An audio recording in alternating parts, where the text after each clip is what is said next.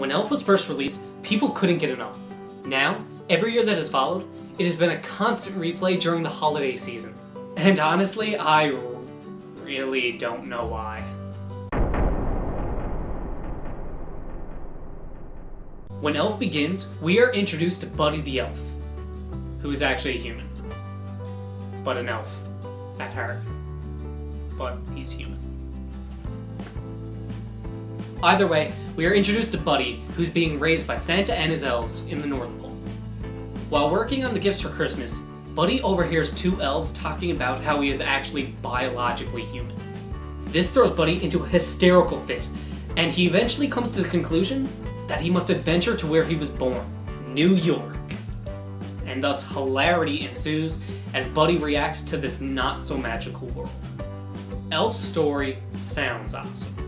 An elf, used to living in a magical land full of happiness and joy, is thrown into the normal world. New York, of all places. This movie has the wrong target audience. Everything in this movie is meant for children, yet if it was willing to push it a little bit farther, it could have easily been one of the greats. While we could have gotten a happy, eccentric Will Ferrell getting his ass kicked by a group of criminals, instead, we got him putting syrup in spaghetti. This childish tone really took me out of the movie on more than one occasion. And another thing was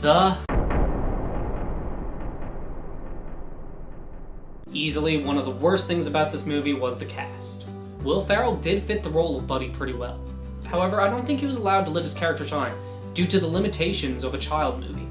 Not to mention, Buddy's character is a little bit too eccentric sometimes. Give him a mustache, and he'd border on the line of pedophile. Hey there, little girl. Want some candy?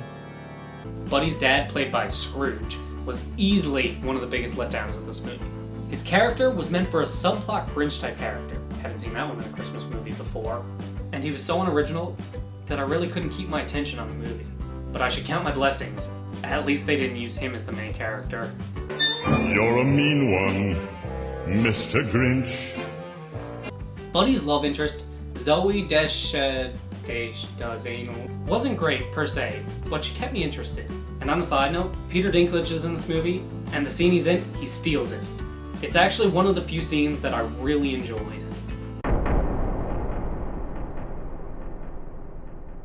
When it comes to how the movie is presented, it's a two-way street. While the Blu-ray quality and the way the North Pole was presented was phenomenal, everything else fell short. The music felt as though it was pulled out of an elevator during the holiday season, and once Buddy reaches New York, the tone gets really boring, and it really doesn't suit how Elf began. If only they decided to go a little bit darker like I suggested, it would have been an awesome polar opposite representation of New York. Just bump up that damn rating a little. All said, Elf is a really overrated movie that nowhere near deserves the praise that it receives. Somehow, Elf has become a Christmas classic, and I really just don't know why. Must be like that Justin Bieber phenomenon. It could have easily been a great Christmas movie if only they had utilized Will Ferrell's talents, but not once does it take the opportunity. All in all, it's not the worst movie out there, but in my eyes, it's nowhere near what the major populace thinks of it. So therefore, I must give Elf a 3.5 out of 10.